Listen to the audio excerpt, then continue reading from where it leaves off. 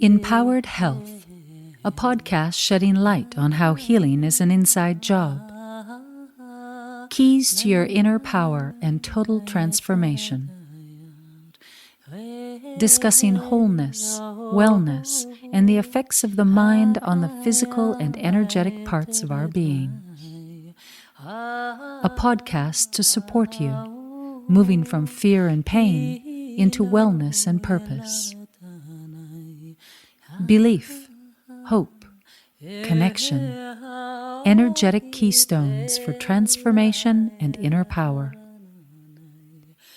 Sacred knowledge that inspires us to look within, to find our own unique path.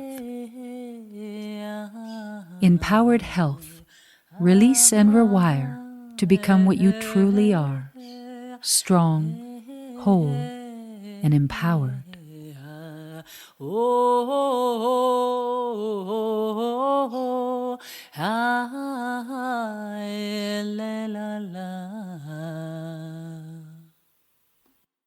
One. Welcome to the Empowered Mind, Empowered Health podcast, the keys to empowered and heart-aligned living for the conscious game changers with Dr. Jayne. Today we have Alan Brunton from Cymatrax. Alan has been a professional opera singer and audio engineer and has opened 33 different restaurants. He is also a successful .com entrepreneur. Alan has been fascinated with human consciousness and quantum physics. He was raised in an out-of-the-box family. His father was an inventor who used the technology of Nicold Tesla so successfully that the US government shut him down 3 times. Welcome, Alan.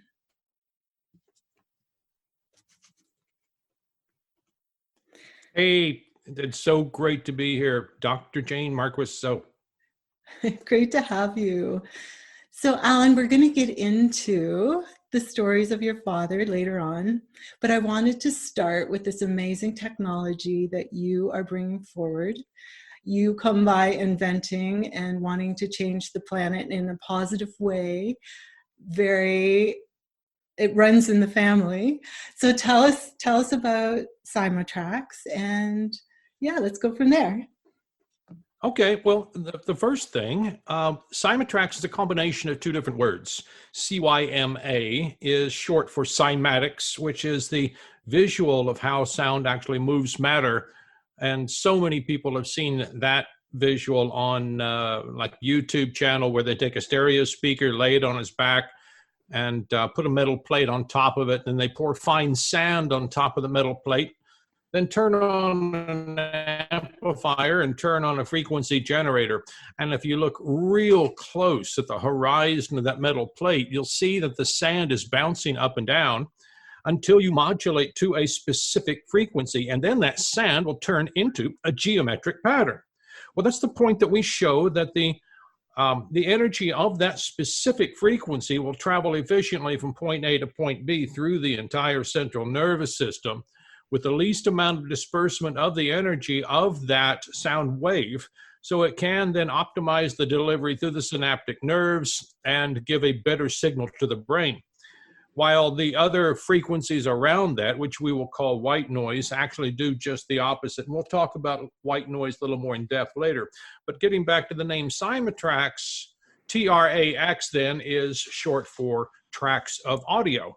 So we just thought that the question was that whenever we found out, and I started doing a lot of research and seeing that there were huge research clinical trials that were done by Johns Hopkins, the Mayo Clinic, Harvard, Oxford, MIT, where they were using specific frequencies and applying them to the brain of other test subjects and measuring a higher brain cognitive ability. And then they also then identified that white noise did just the opposite and puts people to sleep. Well, I just thought for a second and said, wait a second. All of those frequencies, both good and bad, are in all digital audio. Where is my software that I can take and apply it to the music that I'm listening to so that I can listen to it without changing the quality of the recording, but still have more energy and not be put to sleep. And I was told, well, that's never been done. And I said, well, okay, I'll do it. So 6 years ago, I started doing a lot of research and went from the ground up, got the software, actually the concept validated by the chief software buyer at Dell, who is now the lead architect at AWS, Amazon. And he said, this is absolutely what you're talking about.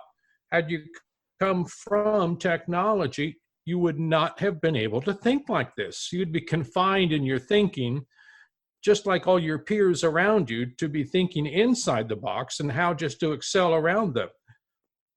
But because you come from this with no restrictions of your thought process, you've come up with something absolutely brilliant. And I went, okay, thanks. That's all I need to know.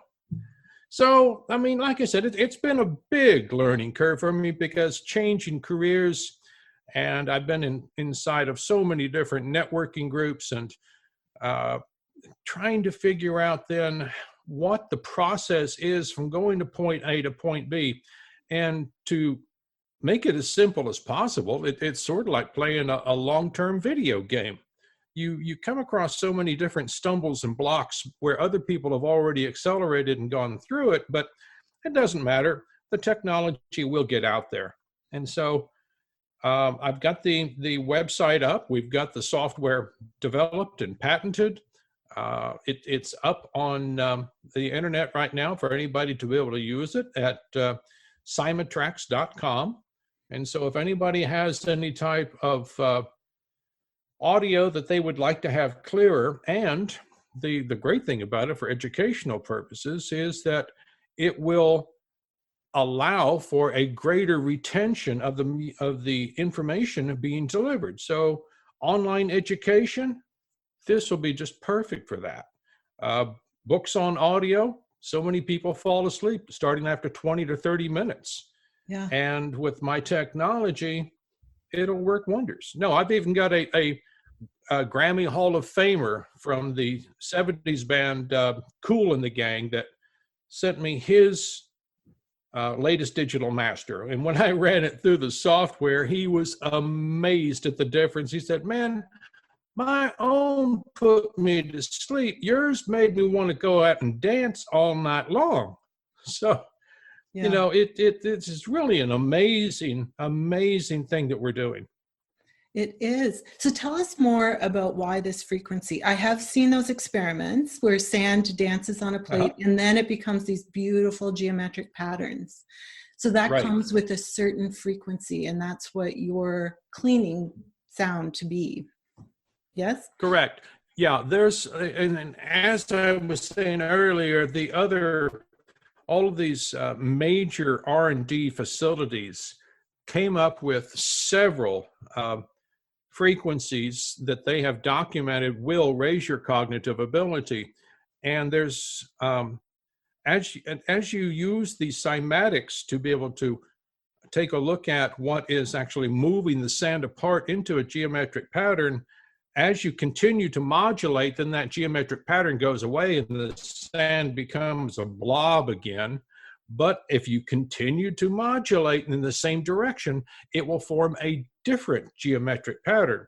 And there is a series of patterns that we have identified, which are the same frequencies being generated to raise your cognitive ability. And so what I have done in the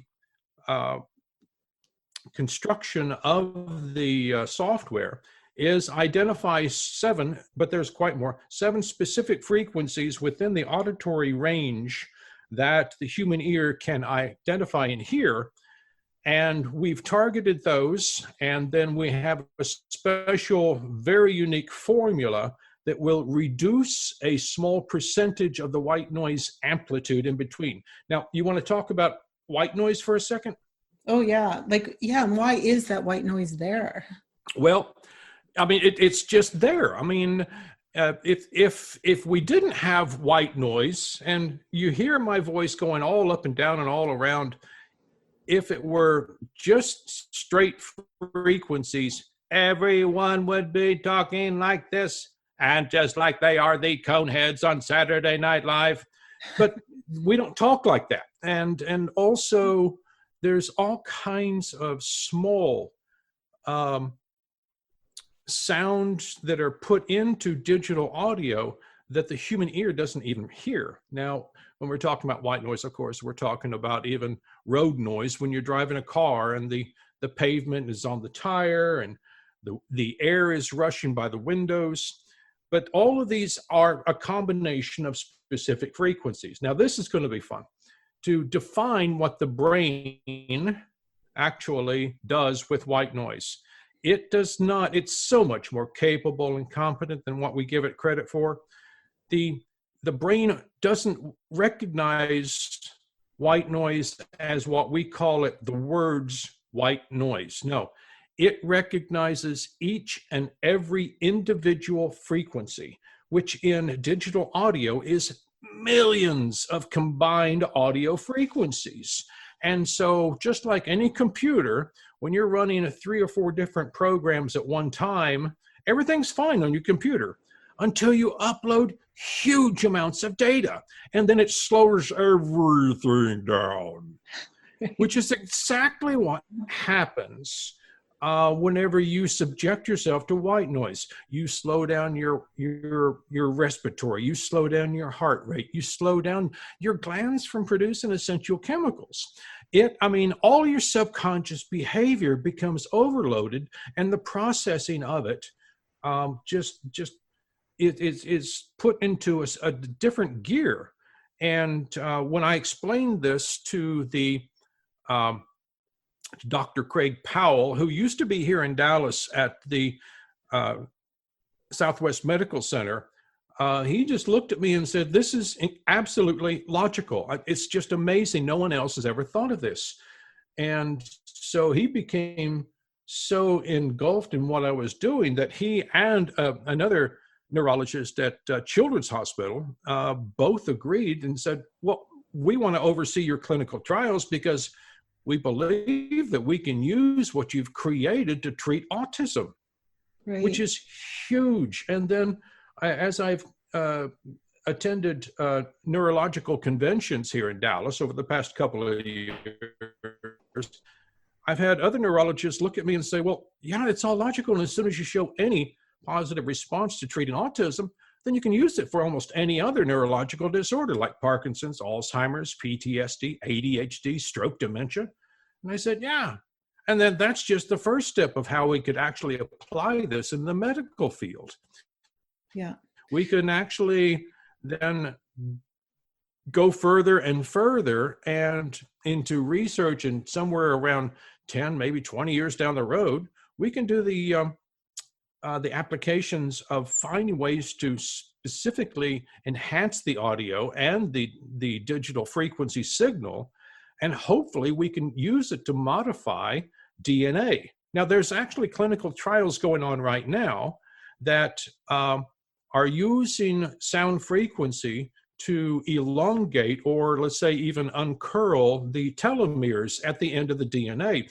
And for the audience listening, the telomeres are the legs on the DNA strands that they've actually, within the past 4 or 5 years, identified that as a person gets older, the telomeres will either shorten in length or they will start to curl up. And that is a precursor to showing the nearness to end of life. Well, just think about it. If we can extend those and keep those extended, living longer, isn't that what we're looking for with the Ponce de Leon, fountain of youth? So it's all about how we subject ourselves to sound and frequencies and just becoming aware of it. Yeah. So important. I just listened to the documentary Thrive 2, and they go into the effects of sound on our health and well-being in great detail. And so it's something that we do need to become aware of, and how effective it can be. Yeah, and of course, there is actually the sound therapy validation. What do they call that? Cl- uh, oh my goodness, where people are actually going into hospital rooms and playing music or singing, and it's actually uh, that application is actually showing great progress for Parkinson's and Alzheimer's right now. But the difference is that what they're doing, they're connecting with an emotional memory of a historic past within the brain.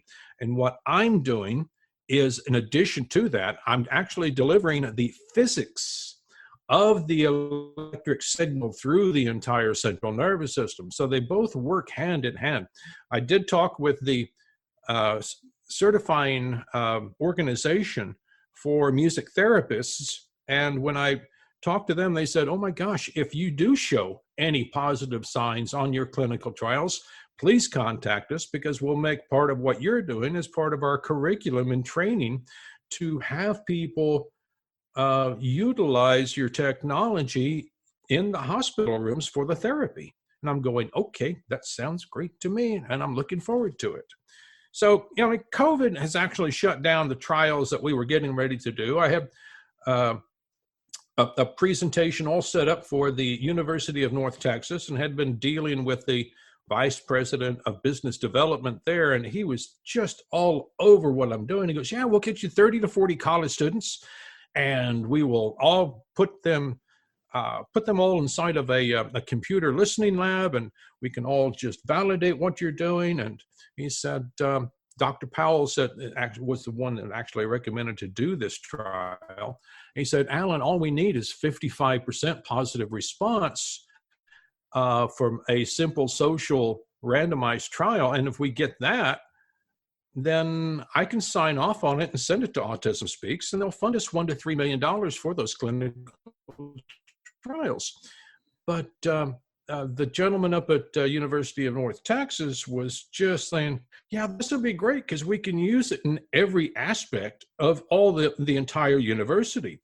And then COVID hit, Yeah. and shut down my access to the students. And Right. but he was saying, though, only 55% was what was needed. Well, I have an old website that just went down, took it offline because it was just a lot of information. But I did have an interaction tab on there called Take the Challenge. And that one had 3 different recordings presented 2 different ways. And out of my 4,000 Facebook friends, I had about I guess about 200 people take the challenge, and 92% of them correctly identified which tab was either column A or column B was treated with the Cymatrax technology, not because of the way it sounded, but because of the way they felt, that they had more focused attention and energy, and didn't feel like they were going to go to sleep. So 55%, I'm not worried about that at all. We just have to find a way of getting this out there. Yeah. Well, we are utilizing so little of our brain, and the unconscious is 95%. So if white noise is affecting it, and if you can positively affect it, the differences should be huge. Yeah, I mean, I've actually started to think about my father in some of these thought experiments. He was really, really big into studying the electrical aspect of the formulas of Nicold Tesla. And those formulas that he used actually were so brilliant that people just could not understand it. But some of the thought experiments that my father and his assistant went through was some of the things that we have seen videos documenting. Like there was one Russian woman who was actually moving objects on a table just by her thoughts. And there's so many experiments that show that some type of effectiveness of doing such things, calling it telekinesis, but we just don't know how to express it or how to bring it about. The other things like remote viewing. that Russia started back during the Cold War, and the United States picked it up and used that, trying to see into other parts of the world. So ESP, high intellectual use of intuition. There's just so much that we have documentation on people, but they just blow it off. And I go, why? We know that it happens. Why don't we research and figure out what it is that is holding us back from doing that, or all of us doing that? And I think that the understanding of sound is a big part of what is polluting our abilities. Yeah, I think so. And I would also question if there aren't certain people that do understand this, that in a way we've been dumbed down. Oh, you're going to love this story. So when I first got my software developed, I actually went to a local ABC network affiliate here in Dallas called WFAA. And I spoke with one of their program producers, and he said to me, what you're doing is absolutely brilliant, but we can't use it at the station because we do just the opposite. We add white noise to the audio so that the viewer will not pick up the remote control. It puts them in a type of hypnotic trance, so they will just sit there and become a couch potato. So our Nielsen ratings can go up, so we can charge more to the sponsor. Well, that kind of blew me away. But 6 months later, I actually had the opportunity to speak with a director from Nielsen.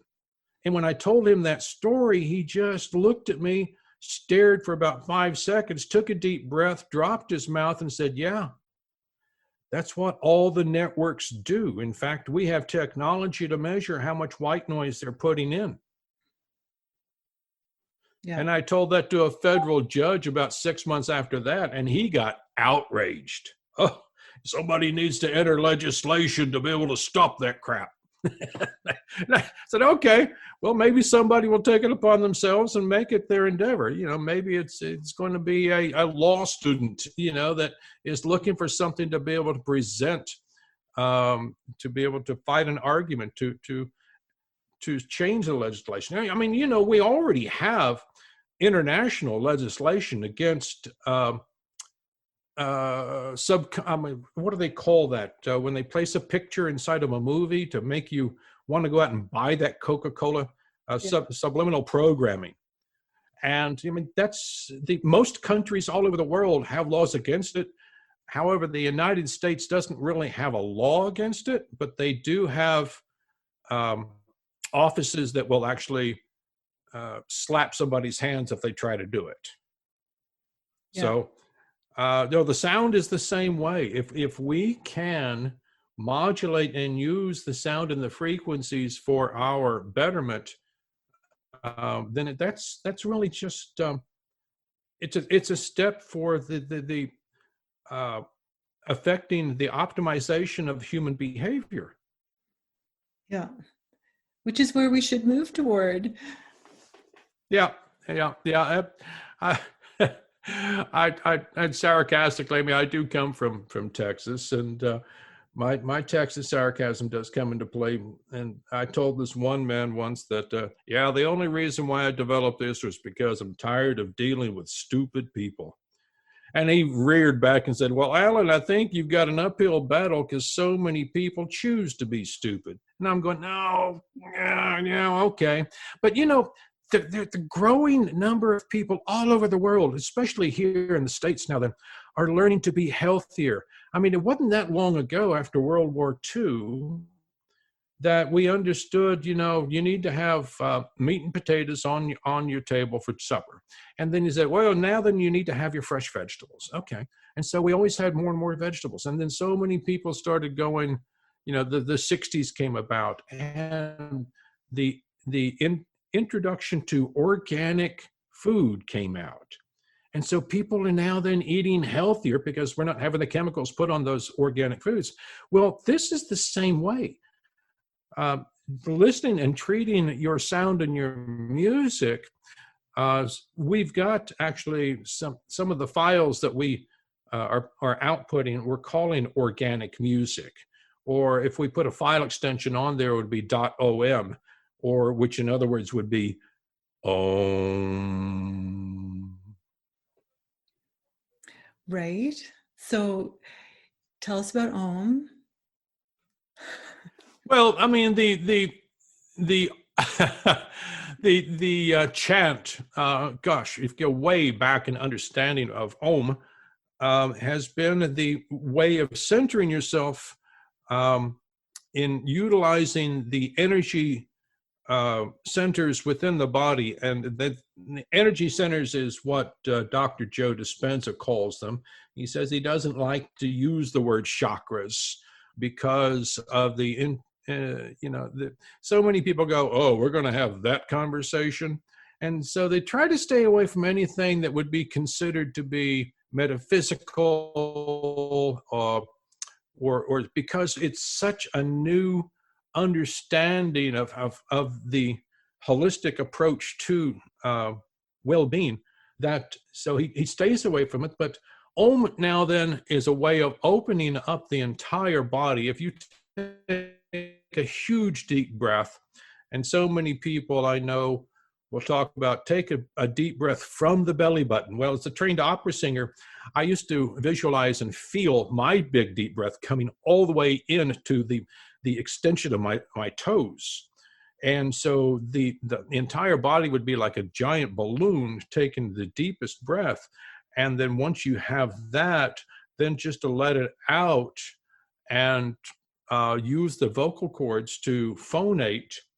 And actually it would be the tongue that would maneuver to and the cage of the mouth to form the letter O that we would hear. But then as you go to the M, you're closing it up, and then that vibration becomes more effective within the entire central nervous system. So even whenever you could change the O to any other vowel, whether it's A, E, I, O, U, it's really very, very engaging. Somebody gave me an explanation one time that even the name Yahweh, which is an ancient biblical term for God, is a fast-moving part of E-I-O-U. So you finally get Yahweh out of that. Right. So, I mean, and then looking at all these other symbols, like in the Bible, John 1:1 says, in the beginning was the Word, and the Word was God, and the Word was of God. They're not talking about printed word or spoken word. They're talking about sound. And if you look at the actual physics of what is matter, which is compressed energy, and then it's moved into motion and into formation by sound, and then held there with gravity, well, there you got the whole basis of quantum physics and the actualization of the entire universe. Yeah, so fascinating and so important. I've been a big fan of Bruce Lipton since as long as I can remember, and Barbara Brennan, who is a NASA scientist who could see the energy field and how it was affected by these things. But our mind-body connection and that connection to energy, like I just think what you're doing is so important. Yeah, I am so grateful to Bruce Lipton. He's just one guy I have yet to meet. I've met one of his other colleagues, Greg Braden, and I also want to meet the other amigo, Dr. Joe Dispenza, because what he is teaching people is actually a way to subtly rewire the synaptic nerves into a new positive subconscious behavior. And he's doing that through meditation and getting validation and verification on this through the EEGs, tens of thousands of those that he's been doing worldwide with all of his conferences. But what I'm doing is just a step beyond what he is doing. And that is utilizing what everybody loves to listen to, and that's digital audio or music. And then we can direct those specific frequencies to optimize a better delivery path through the synaptic nerves. So you can have an optimized way of reprogramming even much more efficiently. But no, it was Bruce that I was watching on YouTube years ago that said something that really hit home to me. Now, it was one of those aha moments. He was telling about his studies of oh gosh, gene therapy, but he was actually saying, yeah, I'm a pioneer in epigenetics. I mean, he was doing stem cell research back in the late 60s, and everybody said, why? And so now then you see that it's a going thing. Well, now then his big thing is, or it has been for the past several years, is epigenetics, the study of the genetics on top of it. And he pointed out that each cell in the body is influenced by 4 environmental influences: chemical, heat, light, and sound. And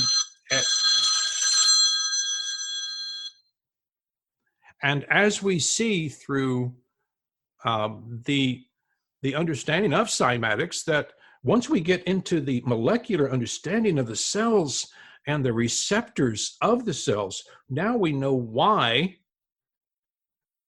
that each cell is affected by sound frequencies, and whether it is those frequencies that just push aside or those that can actually send a signal through the cell through the entire central nervous system. Right. And just tell us about, so you said there are 4 frequencies, like you mentioned 432. No. Well, no, there's many different frequencies that will travel more efficiently through the central nervous system than just 4. And what the way that I have designed the software is that we have targeted 7 frequencies that were validated in the clinical trials from MIT, Harvard, Oxford, especially from Oxford.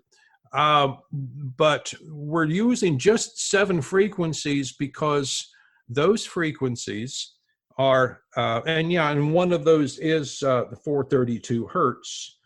But we've do the 7 frequencies to give about a wide band of understanding, but those are the frequencies within that band range that the human auditory system can hear and understand and perceive. Now, there are several other frequencies that are higher, within, like a dog can hear that we can't hear, and also lower frequencies that we can't hear.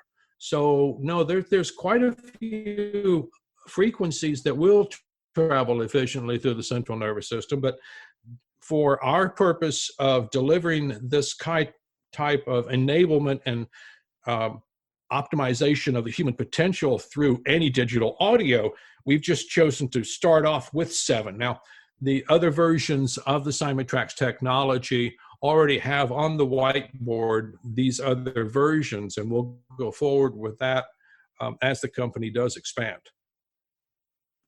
Very good. So it's this combination that's so effective. Absolutely. Yeah. Okay. I remember you telling me a story, an aha moment where you went through a dark night of the soul. I love talking about these things because they're so empowering to people. Tell us about your story. Well, okay. I mean, as an opera singer, I was hired as I call myself, here I go back in Texas again, a hired gun.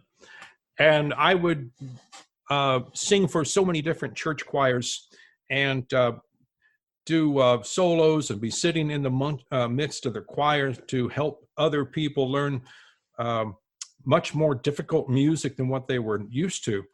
But so I was raised Lutheran and indoctrinated with all these ways of standardized fear-based, that if you don't do everything right, you're going to go to hell and you will die there. And so, that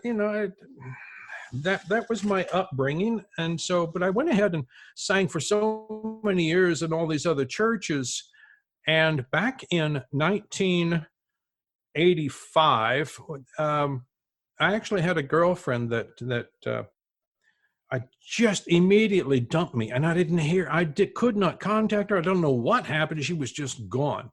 And then a week after that, my father had died, and that was kind of a hard time because I mean, I didn't have this best friend to be able to talk to me about it at all, and so that was really kind of difficult. But a month later, my grandmother passed away, his mother, and that was also a shocker. I mean, she was in very old, like at 94 years old, and it wasn't too much of a shock, but it was like one after the others.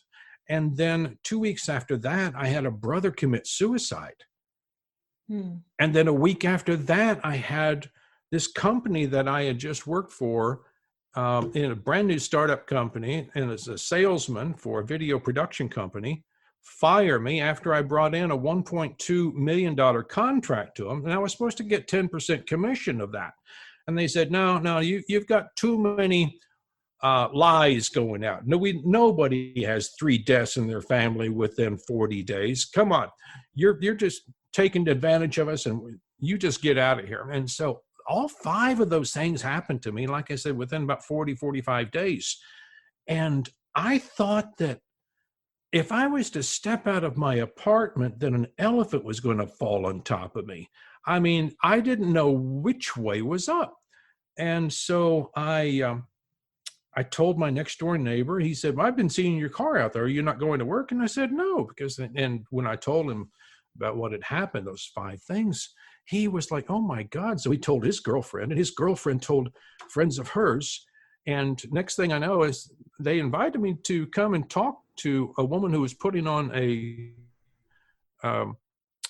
seminar held by a man named Alexander Everett.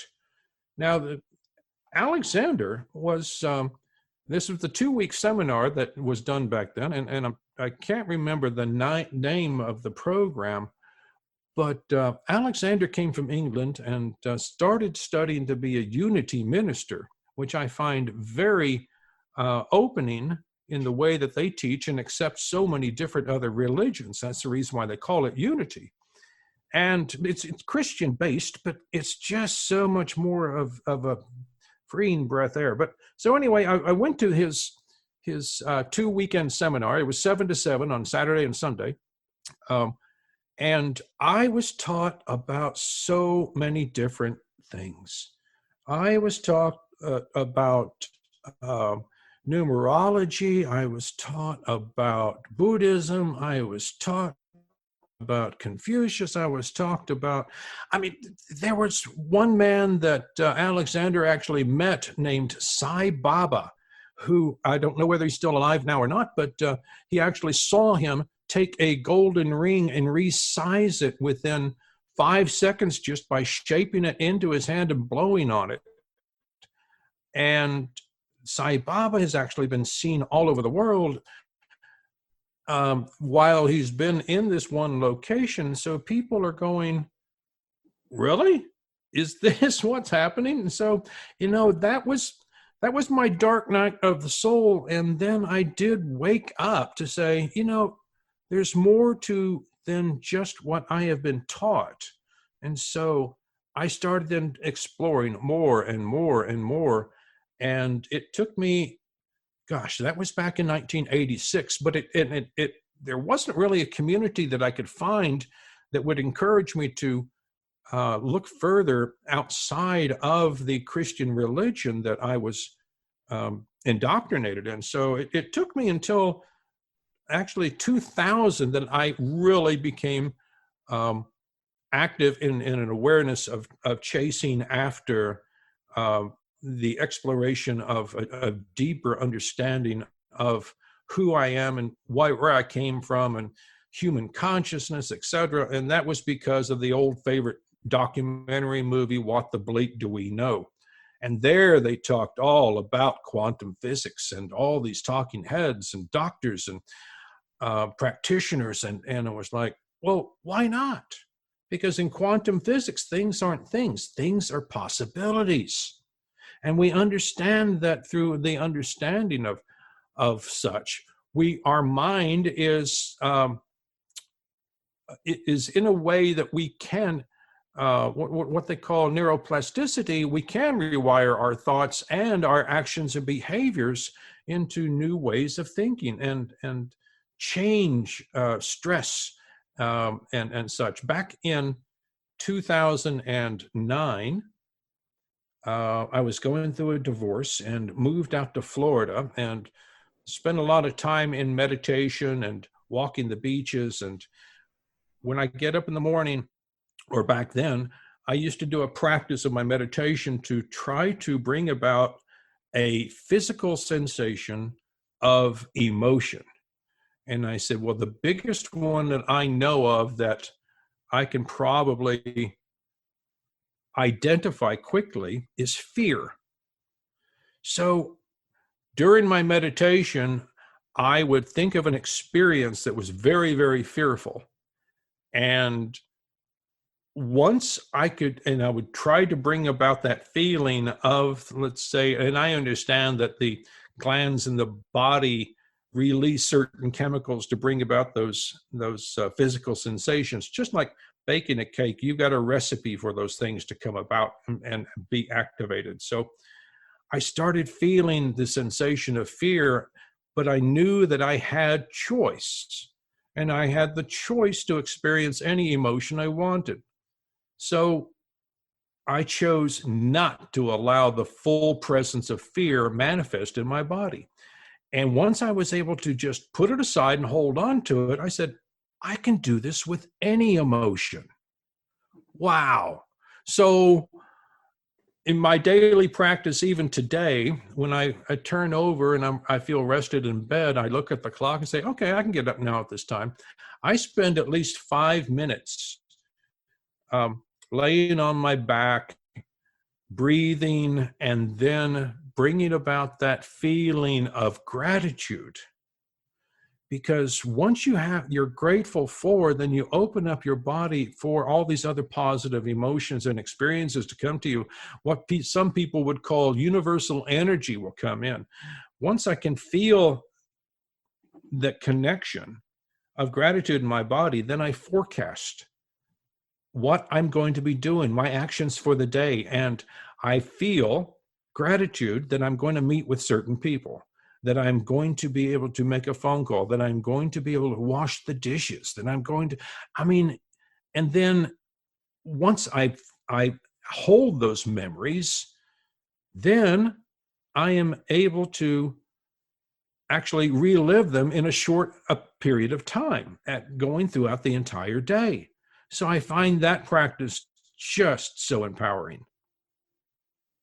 Right. And I know myself that, and I'm sure many can relate to this, that going through those really dark, difficult times, actually we reawaken you to your true purpose and why you're here, because you're forced to dig deeper, So you're like, do you see a connection? I often look back and go, oh, 10 years ago with this really difficult time, kind of catapulted me into all this reading and all these people that I met that brought what I'm doing now, actually made it possible. So even with Cymatrax, like it had a connection.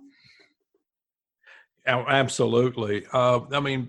Being here and once again, being raised in Texas, there was an awful lot about survival from the old Texas days of the settlers and ranching and farming and such. And so I was raised in an environment where things were very, very important. But then I started thinking about, well, running these restaurants and singing on stage in front of 3,000 people or feeding 200 to 300 people a day, that's rewarding. But what if I can just think of something that is actually going to help so many other people? And then I came up with the idea, or let's say the idea was unfolded to me, that this is something that can be given to over 4 billion people listen to digital audio every day. And this is something that is going to be so potentially huge in the monetary value that I would never be able to spend as much money as what this entire development is going to bring about to humanity. So it is, what I'm doing is contacting a lot of people and giving the technology away just to be able to encourage them to go about and have a better life. I mean, it's like podcasters. There was one, and I'm hoping then that, I'll be able to share this technology with you and all your podcasts, because I really enjoy, I've done my research on who you are and what you're doing. And I think, as I said, there should be more people on this planet like you and what you're doing. But there was one woman that I met a few months ago when COVID shut down my research into the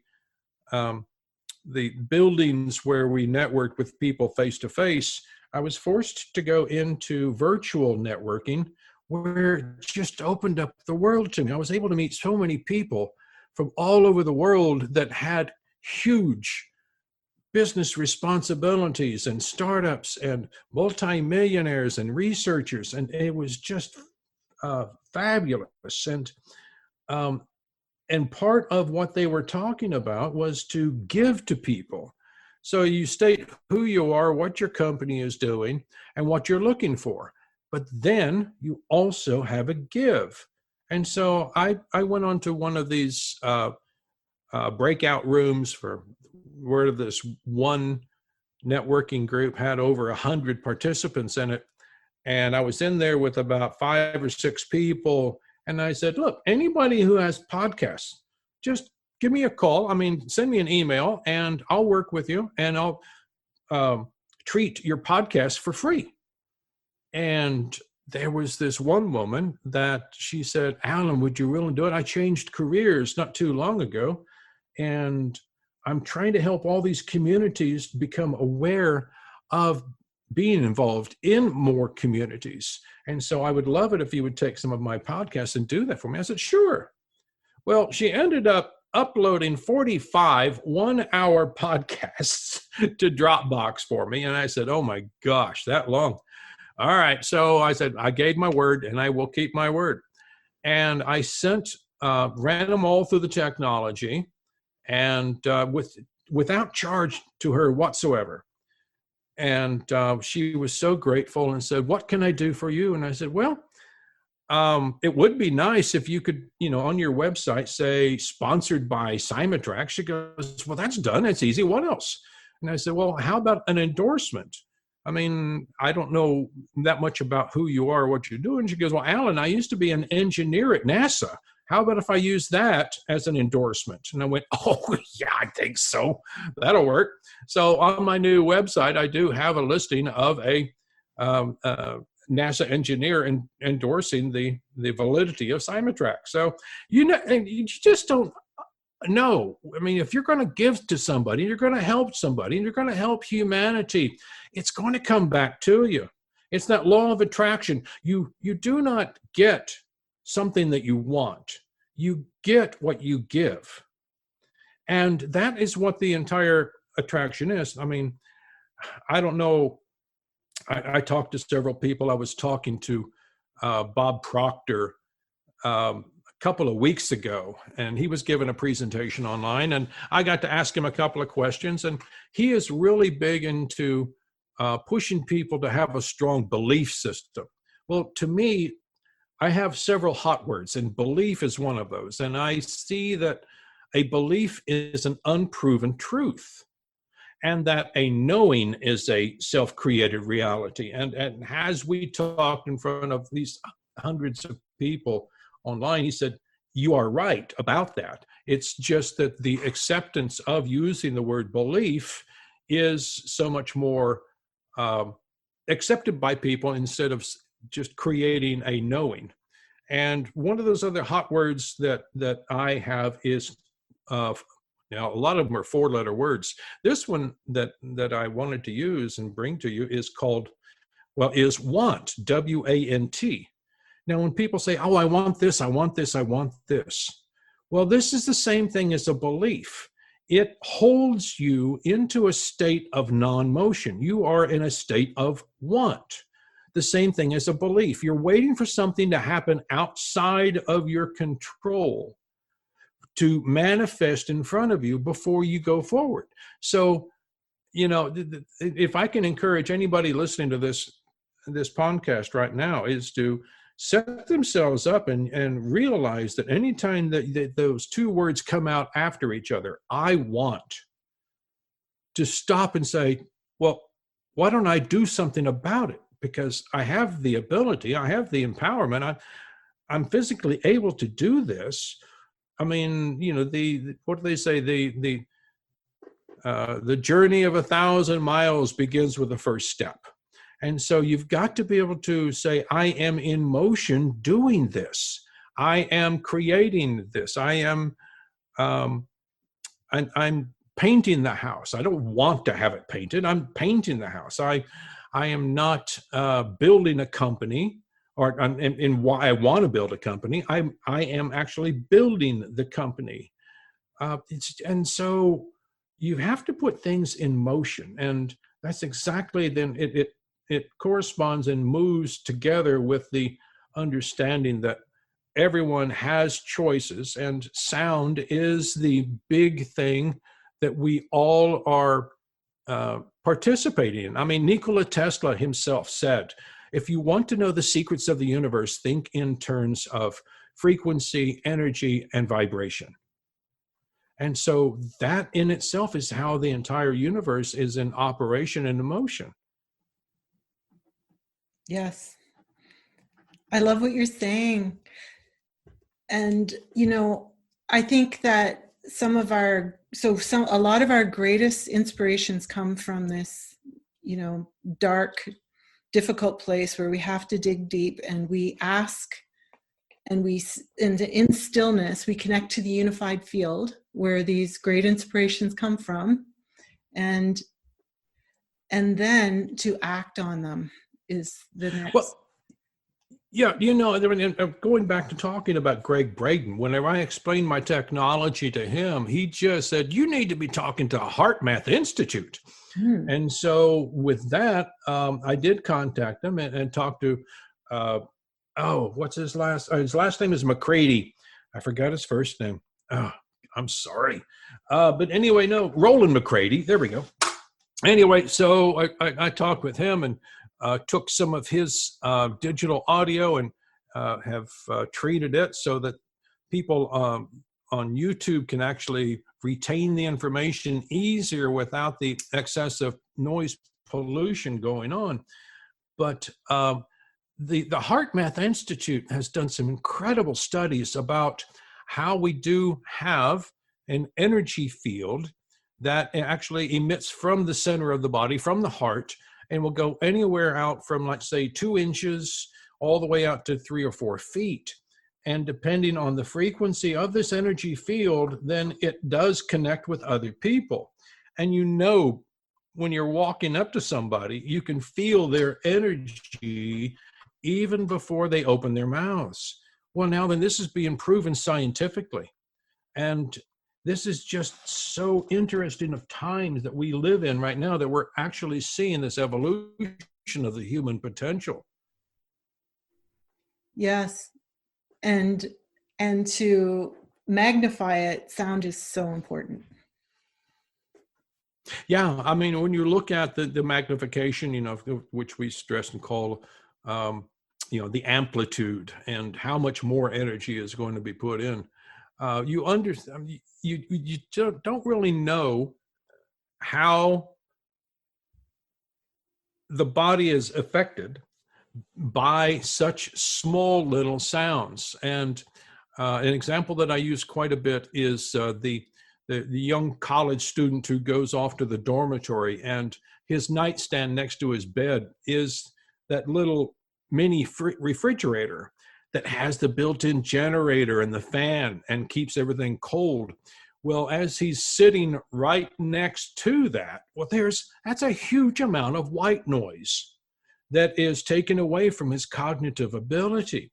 And he calls up the parents and said, well, I don't know. I mean, I used to be able to study at home without any problem. I mean, maybe it's just too many distractions. Well, you have to understand what you're subjecting yourself to. Yeah, without being aware of it at all. Sure. I Yeah. mean, that's just like in the restaurant business. That was one of the things that we always did whenever we got customers to come in.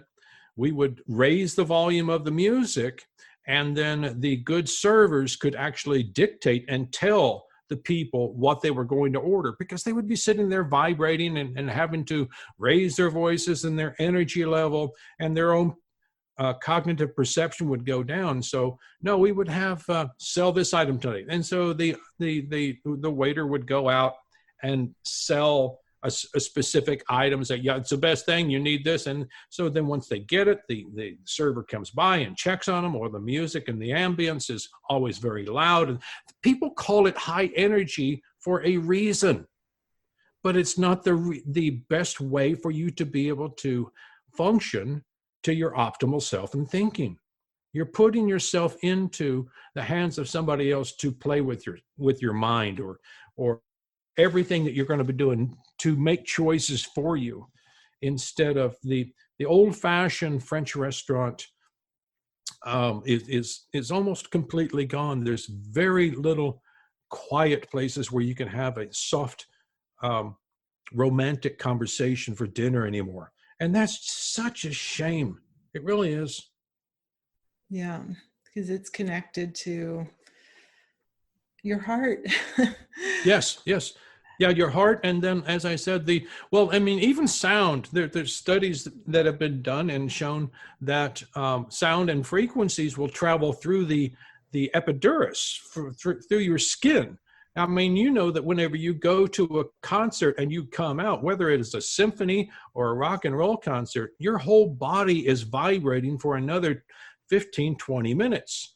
But that's just on what you can physically feel and identify. Now, your entire central nervous system is going to continue that vibration, because it's carried through, and sound carries through water much more efficiently and longer lasting than it does through the air.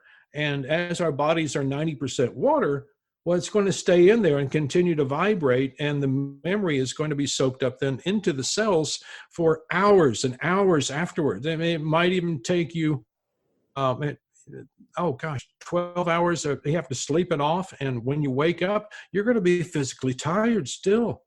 Yeah, and that's through sound as well.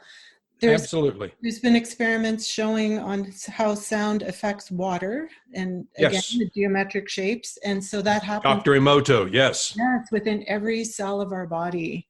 Yes. But, yeah. Yeah, go on. Well, no, I mean, that's that's where I got to know about the work of Dr. Emoto, was from the movie What the Bleep Do We Know?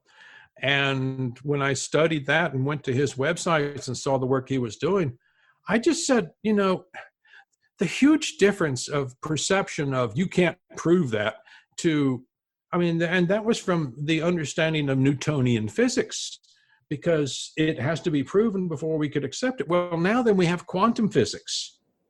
And when you understand that a thought is a real thing, and the challenge is to take that thought and manifest it into a physical reality, well, we have to be able to say, well, you can't disprove it. Yeah.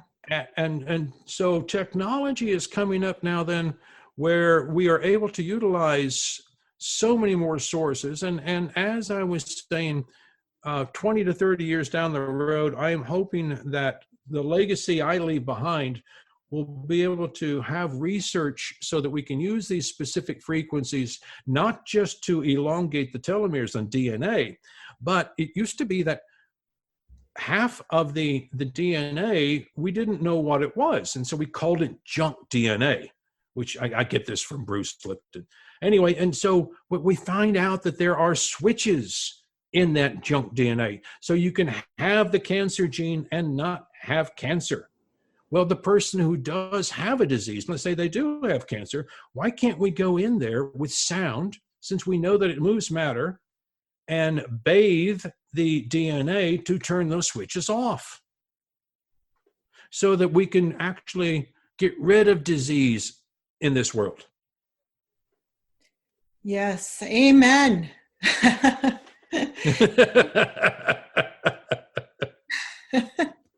just to realize how programmed we can be through sound and dumb down, and then to take back our power and remain open-minded to these beautiful technologies and what you're doing, I think is incredible. Oh, well, thank you so much. I mean, just listening to people like you and hearing those words of encouragement is what really, like I said, when I get up in the morning and I'm in gratitude, one of the biggest thrills I get is to be able to tell myself, I'm the guy that gets to do this. I'm the guy that gets to bring this to the world. Nobody else has ever thought of it, and that's the reason why I have the patent on it. So it's like, yeah. I get to jump up and down, and when I tell everybody about this, tell people about it, they just look at me and say, "Well, why didn't I think of that?" I said, "Well, it's because of the my father, who was an inventor, and he used all this other technology, and I got to be raised in an out of the box thinking environment. Um, I saw things from my mother's kitchen in his workshop. And I would say, does mom know you have that? And he would turn and look at me and say, well, don't tell her. She wasn't using it anyway. So it was just sitting under the sink. She'll never miss it. So I got to see things repurposed. And even when I'm driving down the road now then, and I see a sign on the side of the road, I think, okay, well, that sign is being used to, let's say, give a message to somebody. And so what else could it be used for? And I think, well, it could be bent into a 90-degree angle. It could be used as a shelter. It could be used as a board, let's say, on a fence to be able to keep people in or out, or cars in and out. It can be used, just for so many different things. And so that's the way I look at the world right now, is that what do we see? How can we use other things and pair it so that we can think outside of the box, not just to be thinking outside of the box, but how can we make it better? Yes. And, when I listen to you, I just want to say to everyone out there how important it is. Like you grew up in a certain family and saw certain things, and it has led you, your life has led you to awaken to what you're doing now, which is incredible. But we all have a unique path that we can awaken to what our life's purpose. Absolutely. I think you're living yours. It's beautiful. Yeah. I mean, no, it's like before I started on this journey. I was living in a very nice part of town here in Dallas, and the big house, and going out to the symphony and to the nice luxury car. And I decided once I changed careers that I had to slow everything down. And I had so much stuff. I mean, I had a living room, a dining room, stuff out in the garage I wasn't using, have not used in years. And I said, why do I have it? So I sold a lot of it, and gave away to even people that I mean, even all of my opera scores. When I stopped singing, I went up to the University of Oklahoma, my alma mater, and gave all of my scores that had markings and developments and stagings to a student up there that was in need of some kind of extra help and funding. And I didn't ask for anything in return. But it's just, I think it's part of the cleansing of who we are, trying to understand how we can better ourselves without having so many things. Yeah, and so much of it is a distraction away from what we should be doing. Correct. When you wake up to it, you realize what a distraction that was. Yeah. I wake up every morning and walk into my office that is completely dark. I mean, I have huge windows all around me, and these huge opera posters that I have picked up when I was and when I wake up and I do that in the morning, it is pre-dawn. And so I put on my meditation music and I start to research. And I have all of these, I'm not surrounded by things that will take away even from my subconscious understanding, like those posters or the sunlight. I'm focused on one thing, and that way it actually helps me to focus my direction, because I mean, I'm not going to be getting any phone calls from people, not at 4 or 5 o'clock in the morning. And that's the best time to be able to just breathe and focus on how to be able to take the information in front of me and all around me and put it to its best use. Yeah, inspiration. Yep, that's it. I find it intriguing that you have really, sound has been such a big part of your life as an opera singer and all the way through. And here you are, using that knowledge. Yeah, I remember going through a tech rehearsal with a pianist years ago, and there were like 8 or 16 measures of the opera La Traviata, and I was doing the lead of Alfredo for that. And these 16 measures that I said, wait a second, let's go through that again. And it was a no nonsense. It wasn't part of an aria. It was just kind of a comment that Verdi had written, but they were specific notes that were going back and forth, and the progression of the notes and the way that it just felt. I didn't know why I had to sing that over and over and over, but it just drew me into it. Now then, with the understanding of specific frequencies, we understand that progressions and the way that we subject ourselves actually do have the physical sensations on the body. And so now then I do understand the physics of music and of sound, and why I was so drawn to those 16 bars. Yeah, exactly. Beautiful. So Alan, tell our listeners now how they could use this technology to help themselves and where they could find it. Well, at the moment, as I said, I've got a brand new website up, but also the company, Cymatrax Incorporated, just brought on a fabulous chief technology officer down in Austin, Texas.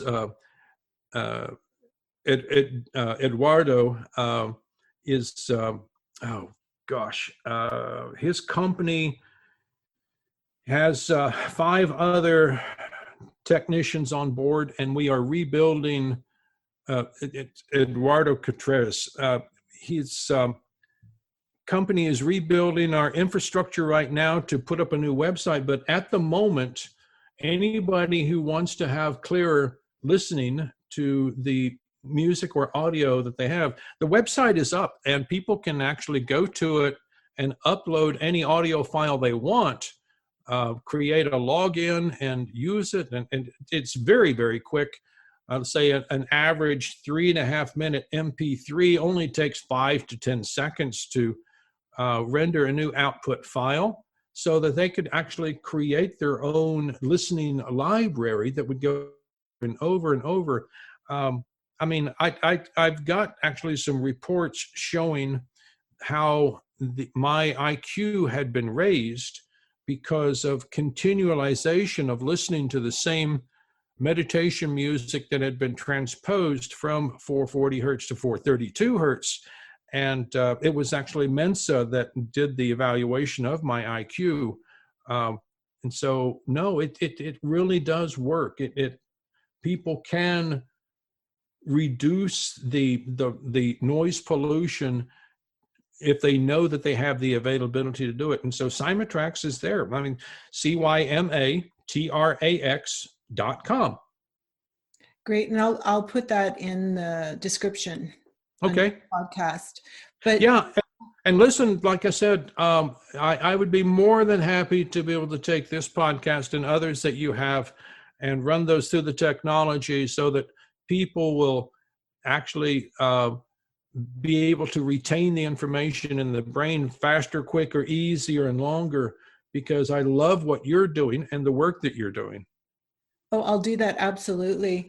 But what I immediately see somebody that, it wants to heal, to put several tracks together that they listen to when they meditate, or a student that particular music they could listen to when they're studying, or, for wake up in the morning and when you're doing your gratitude, to have this sound to amplify all of those things. There's just so many applications. Yeah, I wanted to get back before we close, and to be able to talk then a little bit more about the emotion of music, and understanding that the Western modality of music is usually, and especially in the pop culture, is written in an ABA form and utilizing the 1-4-5 chords.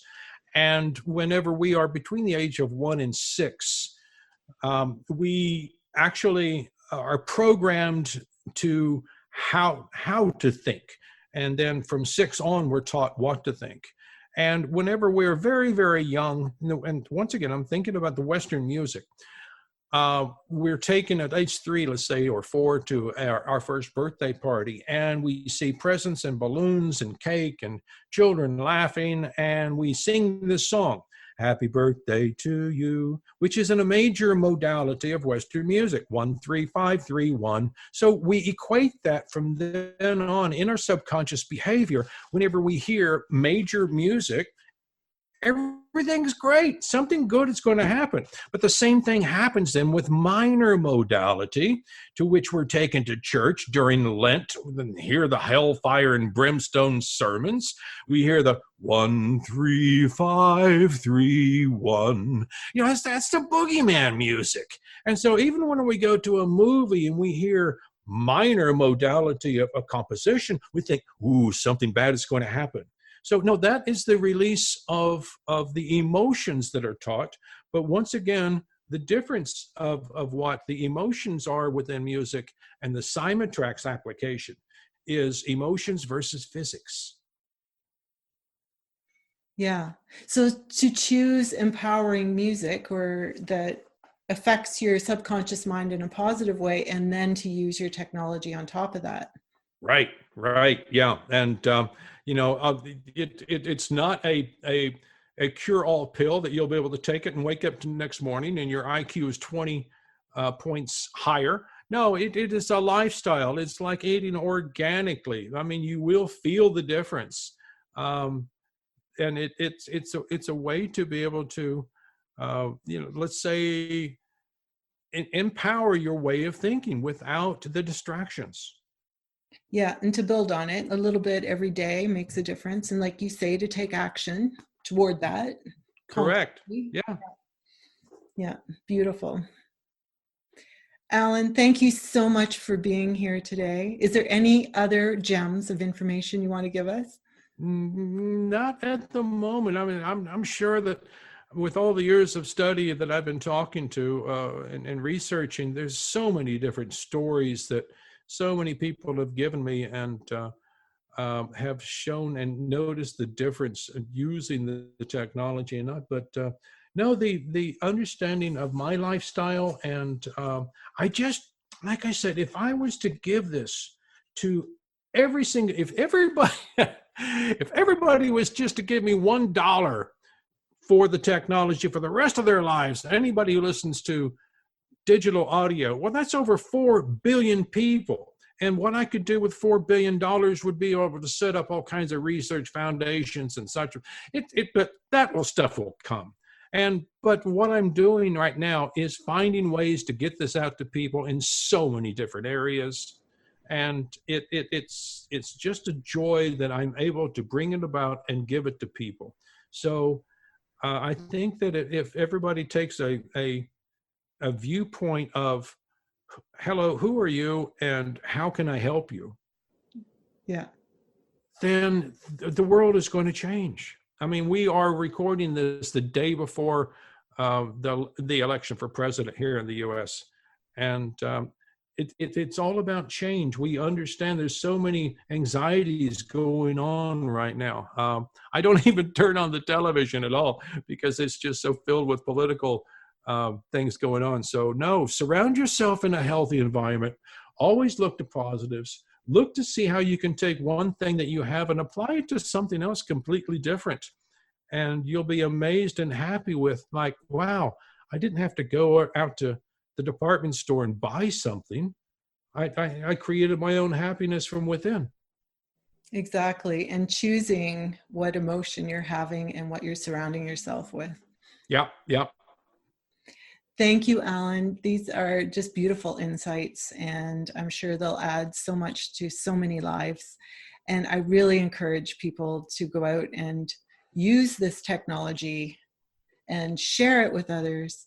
And let's make this planet a better place. Thank you so much. Jayne, it's been my great pleasure, and so I've been so happy and looking forward to meeting you and being on your program. And I'm just so grateful for this opportunity. So welcome. And to everyone out there, I just want to say, don't give away your power to anyone else. Just go be you and be a conscious game changer. Thank you, Alan.